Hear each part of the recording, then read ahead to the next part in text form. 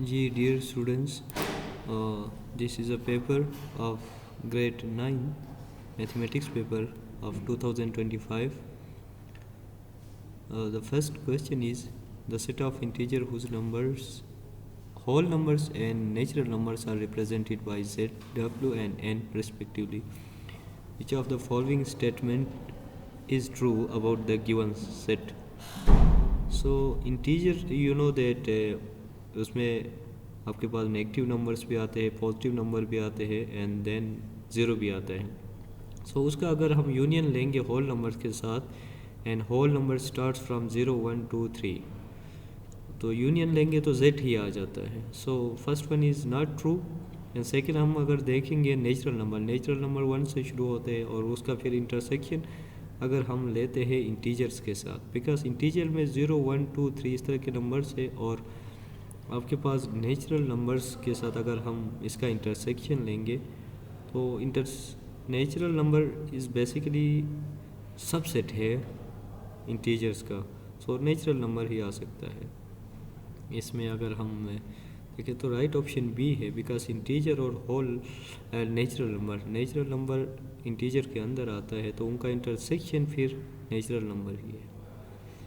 If W M N M P are three non-empty sets, then according to associative property of union, the correct equation will be. अच्छा, associative property का बताना है, union तीन sets में होता है तो B और C तो हो ही नहीं सकते हैं.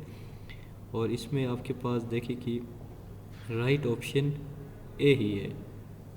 आप सेकंड और थर्ड सेट का यूनियन लेके फर्स्ट सेट का बाद में अगर आप यूनियन ले ले वो सेम है, ठीक है. फर्स्ट और सेकंड का यूनियन ले ले और थर्ड का बाद में यूनियन ले ले. So A is the right option टू का. The shaded region in the Venn diagram also represent, इसका जो राइट ऑप्शन बी कम्प्लीमेंट अगर हम देखेंगे तो बी के अलावा सारे एलिमेंट्स ने शेड होना है, ठीक है. और फिर उसका हम यूनियन ले रहे ए के साथ, देखिए कि ए के फिर सारे एलिमेंट्स ने आना है. So if we talk about the complement of a set, complement of set में यूनिवर्सल सेट शेड होता है, ठीक है, और उस सेट के अलावा. और इसी तरह हम यूनियन ले रहे यहाँ पे अगर ए को भी शेड किया है तो इट मीन्स ए के साथ यूनियन ले आए. सो थर्ड ऑप्शन 3 का जो राइट ऑप्शन डी है, यहाँ पे एक ए है, ए के एलिमेंट्स है 1 2 3 4 5 and then number of order pairs in A. देखिए ऑर्डर पेयर्स के लिए आप ये करते थे कि number of elements multiply number of elements. A में कितने एलिमेंट्स है 5 और ए में उसका कार्टेशियन प्रोडक्ट ले रहे अपने आप के साथ, तो नंबर ऑफ जो एलिमेंट्स होंगे तो वो कितने होंगे 5 मल्टीप्लाई 5 मीन्स 25.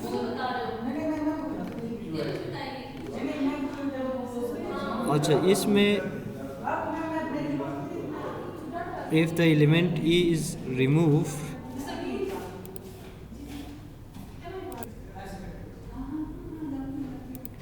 अच्छा इसमें if the element is move from the set Y then given mapping will become.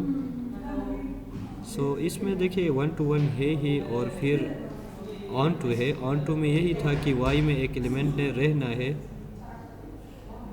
और एक्स का कोई एलिमेंट से मैप नहीं होना है. सो 1 1 में एट अ टाइम एक के साथ मैप होना है. सो 1 1 तो ये है ही, ए ऑप्शन नहीं हो सकता है, बी नहीं हो सकता है, 1 1 के अलावा ये ऑन टू भी है. So right option is D.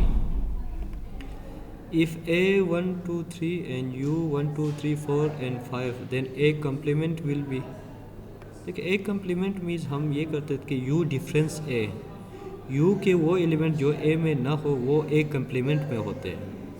तो A complement आप U के कौन कौन से एलिमेंट A में नहीं है, 1 2 3 है, 4 5 नहीं है. सो राइट ऑप्शन 6 का D है. And then simplest form of 7 power 2, ये आपके पास एक्सपोनेंशियल फॉर्म है. रेडिकल फॉर्म में इसको अगर हम लिखेंगे तो इसमें आपके पास देखिए कि ये जो 5 है, ठीक है, इसने तो इंडेक्स में आना है, ठीक है. 5 एंड देन इसको अगर हम सिंप्लीफाई करके अगर हम लिखेंगे 7 का 7 स्क्वायर ने तो होना है, बी ऑप्शन नहीं हो सकता है, ए भी नहीं हो सकता है, बिकॉज 7 की पावर 1/5 आ रहा है। और इसमें देखिए कि 7 पावर 1/2 एंड फिर अगर 7 को अगर हम 7 की पावर 1/5 अगर हम लिखेंगे सी ऑप्शन में, ठीक है, उसको फिर मल्टीप्लाई 7 करेंगे तो फिर हमारे पास जो आ जाता है 6/5। इस 2 को 3 के साथ मल्टीप्लाई करेंगे तो 7 की पावर 6/5 होगा। तो सी ऑप्शन आपके पास राइट है इसमें।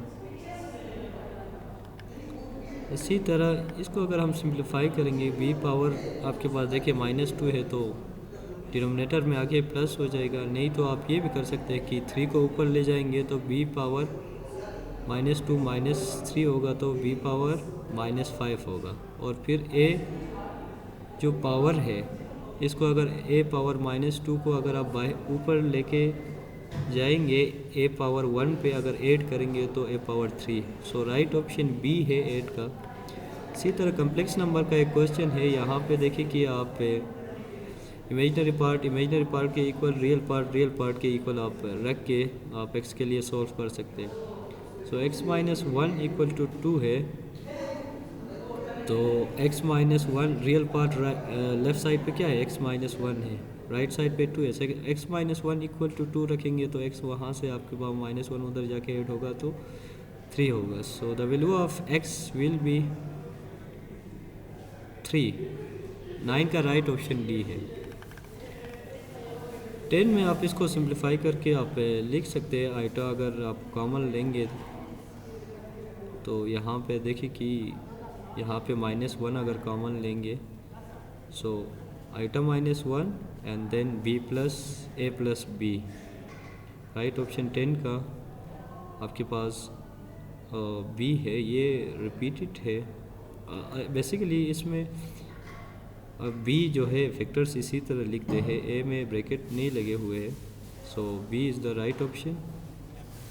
सो मज़ीद हम इसमें MCQs ऐड करेंगे अगले वीडियो में। सो प्लीज़ कमेंट में हमें बताइए कि कौन कौन से टॉपिक से रिलेटेड आपको MCQs चाहिए। So thank you for watching.